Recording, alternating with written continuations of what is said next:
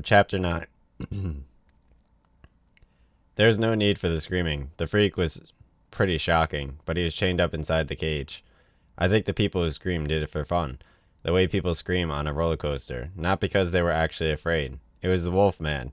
He was very ugly with hair all over his body. He only wore a piece of cloth around his middle, like Tarzan, so we could see his hairy legs and belly and back and arms. He had a long, bushy beard, which covered most of his face. His eyes were yellow and his teeth were red. He shook the bars of the cage and roared. It was pretty frightening. Like more people screamed when he roared. I nearly screamed myself, except I didn't want to look like a baby. The wolf man went on shaking the bars and jumping around before calming down. When he was sitting on his backside the way dogs do, Mr. Tall walked on and spoke. "Ladies and gentlemen," he said. And, even though his voice was low and croaky, everyone could hear what he was saying. "Welcome to the Cirque de Freak, home of the world's most remarkable human beings. We are an ancient circus," he went on. "We have toured for 500 years, bringing the grotesque to generation after generation. Our lineup has changed many times, but never our aim, which is to astound and terrify you. We present acts both frightening and bizarre, acts that you can find nowhere else in the world. Those who are easily scared should leave now," he warned. "I'm not sure there are people who come tonight thinking this was a joke. Maybe they thought our freaks would be people in masks or harmless misfits. This is not so. Every act you see tonight is real. Every performer is unique, and none are harmless." That was the end of his speech, and he walked off stage. Two pretty women in shiny suits came on next and unlocked the door of the wolfman's cage. A few people looked scared, but nobody left. The wolfman was yapping and howling when he first came out of the cage, until one of the ladies hypnotized him with her fingers. The other lady spoke to the crowd. "You must be very quiet," she said in a foreign accent. "The wolfman will not be able to hurt you as long as we control him. But a loud sound could wake him up, and then he would be deadly." When they were ready, they stepped down from the stage and walked the hypnotized wolfman through the theater. His hair was a dirty gray color, and he walked like a stoop, fingers hanging down around his knees. The lady stayed by his side and warned people to be quiet. They let you stroke him if you wanted, but you had to do it gently. Steve rubbed him when he went by, but I was afraid he might wake up and bite me, so I didn't. "What did it feel like?" I asked, as quietly as I could. "It was spiky," Steve replied, "like a hedgehog." He lifted his fingers to his nose and sniffed. It smelled strange, too, like burning rubber. The wolfman and ladies were about halfway down the rows of seats when there was a big bang. I didn't know what made the noise, but suddenly the wolfman began roaring, and he shoved the ladies away in front of him. People screamed, and those nearest him leaped from their seats and ran. One woman wasn't quick enough, and the wolfman leaped on her and dragged her to the ground. She was screaming at the top of her lungs, but nobody tried to help her.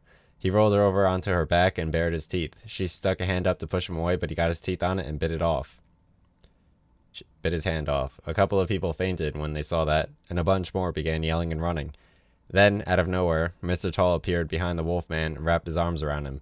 The wolfman struggled for a few seconds, but Mr. Tall whispered something in his ear and he relaxed. While Mr. Tall led him back to the stage, the woman in the suits calmed down for the crowd and told him to return to their seats. While the crowd hesitated, the woman with the bitten off hand went on screaming. Blood was pumping out at the end of her wrist, covering the ground and other people. Steve and I were staring at her, our mouths wide open, wondering if she was going to die. Mr. Tall returned from the stage, picked up the severed hand, and gave a loud whistle. Two people in blue robes with hoods over their heads ran forward. They were short, not much bigger than me or Steve, but with thick arms and legs, and lots of muscles. Mr. Tall sat the woman up and whispered something in her ear. She stopped screaming and sat stiff. Mr. Tall took hold of the wrist, then reached into his pocket and took out a small brown leather pouch. He opened it with his free hand and sprinkled a sparkly pink powder onto the bleeding wrist. Then he stuck the hand against it and nodded to the two people in the blue suits. They produced a pair of needles and loads of orange string, and then, to the amazement of everyone in the theater, they started to stitch the hand back onto the wrist. The people in blue robes stitched for 5 or 6 minutes. The woman didn't feel any pain, even though the needles were going in and out of her flesh, all the way around the wrist. When finished, they put the needles and unused thread and returned to wherever they'd come from.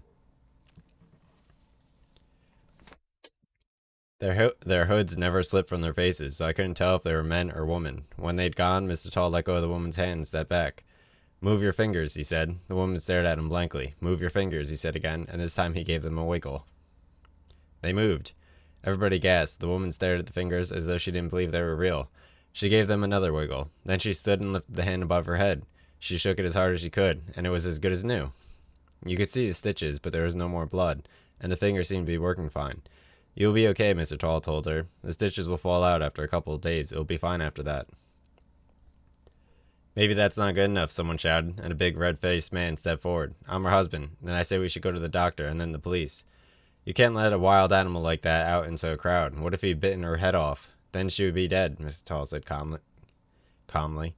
"Listen, Buster," the husband began, but Mr. Tall interrupted. "Tell me, sir," Mr. Tall said, "where were you when the wolf man was attacking?" "Me?" the man asked. "Yes, Mr. Tall, you are her husband. You were sitting beside her when the beast escaped. Why'd you not leap to her rescue?" "Well, there was no time. I couldn't. I wasn't." No matter what he said, the husband couldn't win, because there was only one true answer. He had been running away, looking after himself. "Listen to me," Mr. Tall said. "I gave fair warning. I said this show could be dangerous. This is not a nice, safe circus where nothing goes wrong. Mistakes can and do happen, and sometimes people end up a lot worse off than your wife. That's why this show is banned. That's why we must play in old theaters in the middle of the night. Most of the time things go smoothly and nobody gets hurt, but we cannot guarantee your safety." Mr. Tall turned around in a circle and seemed to look everyone in the eye while turning. "We cannot guarantee anybody's safety," he roared. "Another accident like this is unlikely, but it could happen. Once again, I say, if you are afraid, leave. Leave now before it's too late." A few people did leave, but most stayed to see the rest of the show, even the woman who nearly lost her hand. "Do you want to go?" I asked Steve, half hoping he'd say yes. I was excited but scared as well. "Are you crazy?" he said. "This is great. You don't want to go, do you?" "No way," I lied, and slapped on a shaky little smile. If only I hadn't been so scared of looking like a coward. I could have left and everyone would have been fine. But no, I had to act like a big man and sit it to the end. If you only knew how many times I'd wished, since then, that I'd fled with all the speed in my body and never looked back. Chapter 10. As soon as Mr. Tall had left the stage and we settled back into our seats, the second freak, Alexander Ribbs, came out. He was more of a comedy act than a scary one, which is just what we needed to calm us down after the terrifying start. I happened to look over my shoulder while he was on, and noticed two of the blue-hooded people down on their knees cleaning blood from the floor. Alexander Ribbs was the skinniest man I'd ever seen. He looked like a skeleton. There seemed to be no flesh on him. He would have been frightening, except he had a wide, friendly smile. Funny music played, and he danced around the stage. He was dressed in ballet clothes and looked so ridiculous that soon everyone was laughing. After a while, he stopped dancing and began stretching. He said he was a contortionist, somebody with bones like rubber, who could bend every which way. First, he tilted his head back so far, it looked like it had been cut off. He turned around so we could see his upside-down face, then went on leaning backward until his head was touching the floor. Then, he put his hands around the back of his legs and pulled his head through until it was sticking up in front of him. It looked like it was growing out of his stomach. He got a huge round of applause for that, after which he was straightened up and began twisting his body around like a curly-whirly straw. He kept twisting and twisting 5 times around until his bones began to creak from the strain. He stood like that for a minute, then began to unwind really, really fast. Next, he got 2 drumsticks with furry ends. He took the first drumstick and hit one of his bony ribs with it. He opened his mouth and a musical note sprang out. It sounded like the noises pianos make. Then he closed his mouth and struck a rib on the other side of his body. This time it was louder, higher note. After a few more practice notes, he kept his mouth open and began playing songs. He played London Bridge is Falling Down, some songs by the Beatles, and the theme tunes from a few popular TV shows. The skinny man left the stage to shout for more, but none of the freaks ever came back to do an encore. After Alexander Ribbs came Ramus Two Bellies, and he was as fat as Alexander was thin. He was enormous. The floorboards creaked as he walked onto the stage. He walked close to the edge and kept pretending he was about to topple forward. I could see people in the front rows getting worried, and some jumped back out of the way when he got close. I don't blame them. He would have squashed them as flat as a pancake if he fell. He stopped in the middle of the stage. "Hello," he said. He had a nice voice, soft and squeaky. "My name is Ramus Two Bellies, and I really have 2 bellies. I was born with them, the same way certain animals are. The doctors were stunned when I said I was a freak. That's why I joined the show, and I'm here tonight." The ladies who had hypnotized the Wolfman came out with 2 carts full of food, cakes, chips, hamburgers, packages of candy, and heads of cabbage. There was stuff there that I hadn't ever seen before, never mind tasted. "Yum, yum," Ramus said. He pointed to a huge clock being lowered by the ropes above. It stopped about 10 feet above his head. "How long do you think it will take me to eat all this?" he asked, pointing to the food. "There will be a prize for the person who guesses closest." "An hour," somebody yelled. 45 minutes, somebody else roared. 2 hours, 10 minutes, 33 seconds, another person shouted. Soon everyone was calling out. I said an hour and 3 minutes. Steve said 29 minutes. The lowest guess was 17 minutes. When we were finished guessing, the clock started to tick and Remus started to eat. He ate like the wind. His arms moved so fast, you could hardly see them. His mouth didn't seem to close at all. He shoveled food in, swallowed, and moved on. Everybody was amazed. I felt sick as I watched. Some people actually were sick. Finally, Ramus scoffed the last bun and the clock above his head stopped ticking. 4 minutes and 55 seconds. He'd eaten all the food in less than 5 minutes. I could hardly believe it. It didn't seem possible, even for a man with 2 bellies. That was nice, Ramus said, but I could have used more dessert. While we clapped and laughed, the ladies in shiny suits rolled the carts away and brought me out a new one, packed with glass statues and forks and spoons and bits of metal junk. Before I begin, Ramus said, I must warn you not to try this at home. I can eat things that would choke and kill normal people. Do not try to copy me. If you do, you may die. He began eating. He started with a couple of nuts and bolts, which he sucked down without blinking. After a few handfuls, he gave his big round belly a shake and we could hear the noise of the metal inside. His belly heaved and he spat the nuts and bolts back out. If there only had been 1 or 2, I might have thought he was keeping them under his tongue or at the sides of his cheeks, but even Ramus 2 Belly's mouth was big enough to hold that load. Next, he ate the glass statues. He crunched the glass up into small pieces before swallowing it with a drink of water. Then he ate the spoons and forks. He twisted them up into circles with his hands, popped them into his mouth, and let them slide down. He said his teeth weren't strong enough to tear through metal. After that, he swallowed a long metal chain and then paused to catch his breath. His belly began rumbling and shaking. I didn't know what was going on until he gave a heave, and I saw the top of the chain come out of his mouth. As the chain came out, I saw that the spoons and forks were wrapped around it. He had managed to poke the chain through the hoops inside of his belly. It was unbelievable. When Ramus left the stage, I thought nobody could top such an act. I was wrong. Chapter 11. A couple of people in the blue hooded robes came around after Ramus 2 Bellies, selling gifts. They were really cool stuff, like chocolate models of nuts and bolts that Ramus ate, and rubber dolls of Alexander ribs he could bend and stretch. And then there were clippings of the Wolfman's hair. I bought some of that. It was tough and wiry, sharp as a knife. There will be more novelties later, Mr. Tall announced from the stage, so don't spend all your money right away. How much is the glass statue? Steve asked. It was the same kind that Ramus 2 Bellies had eaten. The person in the blue hood didn't say anything, but stuck out a sign with the price on it. I can't read, Steve said. Will you tell me how much it cost? I stared at Steve and wondered why he was lying. The person on the hood still didn't speak. This time he or she shook his head quickly and moved on before Steve could ask anything else. What was that about? I asked. Steve shrugged. I wanted to hear it speak, he said, to see if it was human or not. Of course it's human, I said. What else could it be? I don't know, he said. That's why I was asking. Don't you think it's strange that they keep their faces covered all the time? Maybe they're shy, I said. Maybe, he said. But I couldn't tell he didn't believe that. When the people selling the gifts were finished, the next freak came on. It was the bearded lady, and at first I thought it was meant to be a joke, because she didn't have a beard. Mrs. Tall stood behind her and said, Ladies and gentlemen, this is a very special act. Truska here is new to our family. She's one of the most incredible performers I have ever seen, with a truly unique talent. Mrs. Tall walked off. Truska was very beautiful, dressed in flowing red robes that had many slashes and gaps. Lots of the men in the theater began to cough and shift around in their seats. Truska stepped closer to the edge of the stage so we could see her better, then said something that sounded like a seal barking. She put her hands on her face, one at each side, and stroked the skin gently. Then she held her nose shut with 2 fingers and tickled her chin with her other hand. An extraordinary thing happened. She began to grow a beard. Hairs crept out, first on her chin, then her upper lip, then the sides of her face, finally all over. It was long and blonde and straight. It grew about 4 or 5 inches and stopped. She took her fingers away from her nose and stepped down into the crowd, where she walked around and a lot of people pull on the beard and stroke it. The beard continued growing as she walked, until finally it reached down to her feet. When she arrived at the rear of the theater, she turned and walked back to the stage. Even though there was no breeze, her hair blew about wildly, tickling people's faces as she passed. When she was back on the stage, Mr. Tall asked if anybody had a pair of scissors. Lots of women did. Mr. Tall invited a few up. The Cirque du Freak will give 1 solid bar of gold to anyone who could slice off Truska's beard, he said, and held up a small yellow piece of metal to show he wasn't joking. That got a lot of people excited, and for 10 minutes, nearly everybody in the theater tried cutting off her beard, but they couldn't. Nothing could cut through the bearded lady's hair, not even a pair of garden shears that Mr. Tall handed out. The funny thing is, it still felt soft, just like ordinary hair. When everybody had admitted defeat, Mr. Tall emptied the stage, and Truska stood in the middle again. She stroked her cheeks as before and held her nose, but this time the beard grew back in. It took about 2 minutes for the hairs to disappear back inside, and then she looked exactly as she had when she first came out. She left a huge applause, and the next act came out almost directly after. His name was Hans. He began telling us about his father, who'd been born without legs. Hans' father learned to get around on his hands just as well as the other people could on their feet. He had taught his children his secrets. Hans then sat down, pulled up his legs, and wrapped his feet around his neck. He stood on his hands, walked up and down the stage, then hopped off and challenged 4 men, picked at random, to a race. They could race on their feet. He'd race on his hands. He promised a pot of gold to anyone who could beat him.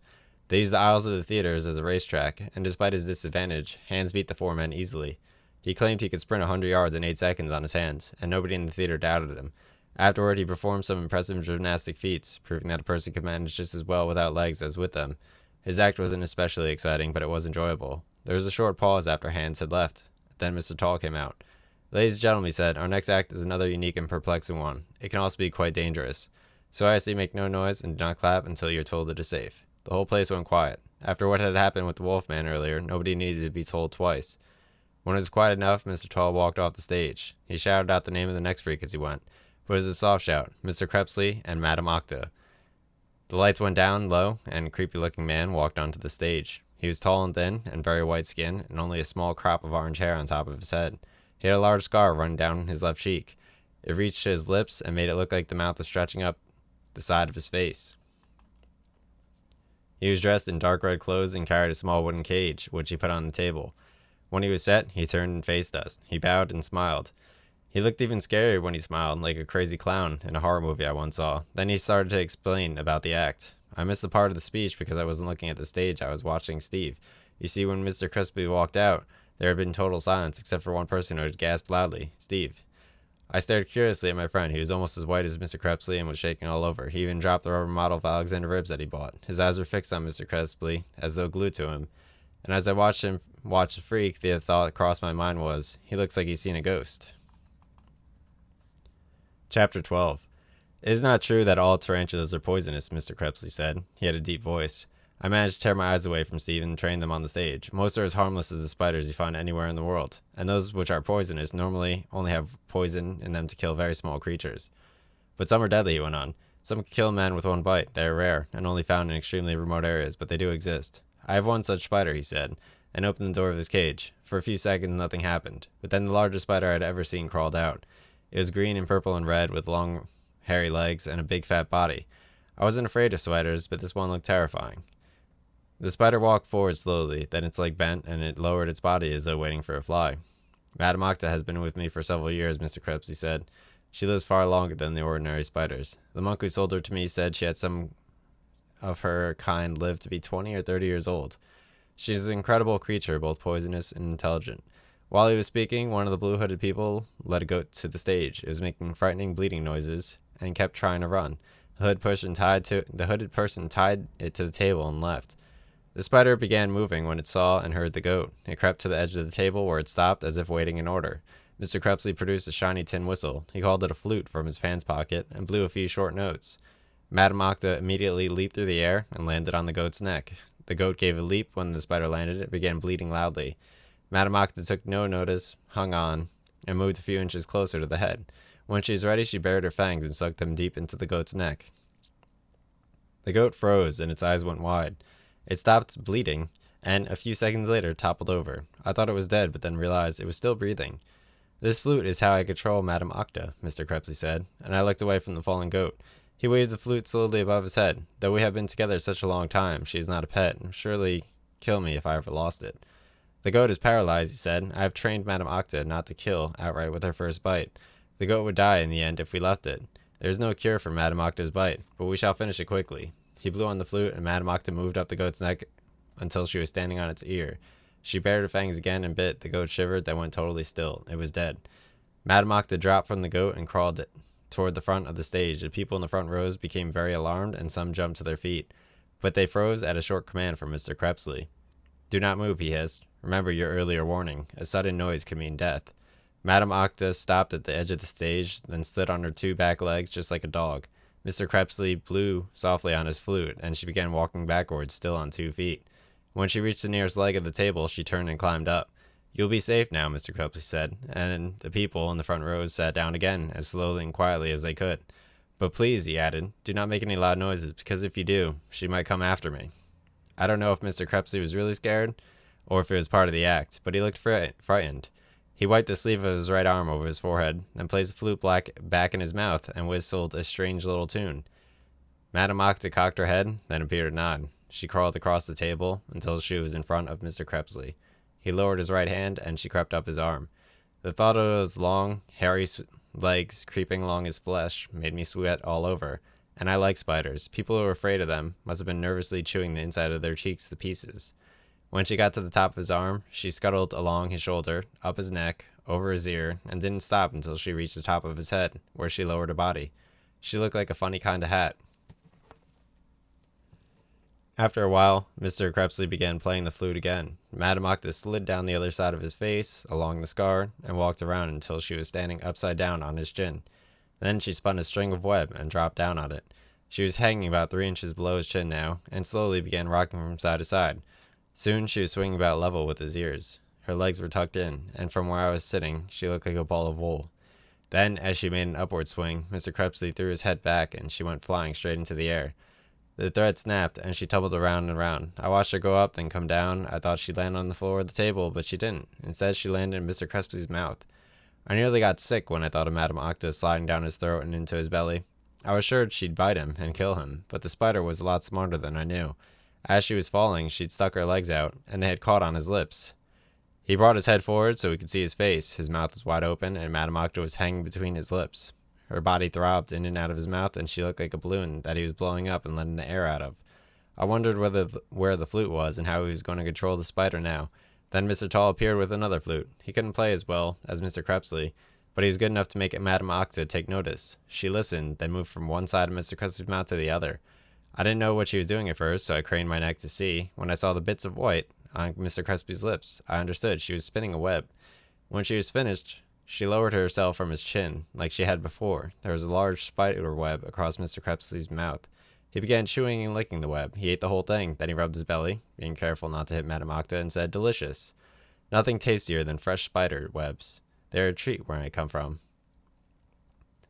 He made Madame Octa push the ball across the table, then got her to balance on top of it. He set up small pieces of gym gear, tiny weights and ropes and rings, and put her through the paces. She was able to do all the things a human could, like lift weights above her head and climb ropes and pull herself up on the rings. Then he brought out a tiny dinner set. There were many plates and knives and forks and teeny weeny glasses. The plates were filled with dead flies and other small insects. I don't know what was in the glasses. Madame Octa ate that dinner as neatly as you please. She was able to pick up the knives and forks four at a time and feed herself. There was even a fake salt shaker that she sprinkled over one of the dishes. It was around the time she was drinking from the glass that I decided Madame Octa was the world's most amazing pet. I would have given her everything I owned for her. I knew it could never be. Mom and Dad wouldn't let me keep her, even if I could buy her. That she didn't stop from wishing. When the act was over, Mr. Crepsley put the spider back in her cage and bowed low while everyone clapped. I heard a lot of people saying it wasn't fair to have killed the poor goat, but it had been thrilling. I turned to Steve to tell him how great I thought the spider was, but he was watching Mr. Crepsley. He didn't look scared anymore, but he didn't look normal either. "Steve, what's wrong?" I asked. He didn't answer Steve. He snapped and wouldn't say another word until Mr. Crepsley had left. He watched the odd-looking man walk back to the wings. Then he turned to me and gasped, "This is amazing." "The spider?" I asked. "It was great. How do you think?" "I'm not talking about the spider," he snapped. "Who cares about a silly old arachnid? I'm talking about Mr. Crepsley." He paused before saying the man's name, as though he'd been about to call him something different. "Mr. Crepsley?" I asked, confused. "What was so great about him? All he did was play the flute." "You don't understand," Steve said angrily. "You don't know who he really is." "And you do?" I asked. "Yes, as a matter of fact, I do." He rubbed his chin and started looking worried again. "I just hope he doesn't know if I do. Know. If he does, we might never make out of his here alive." All right, I'm gonna end stream.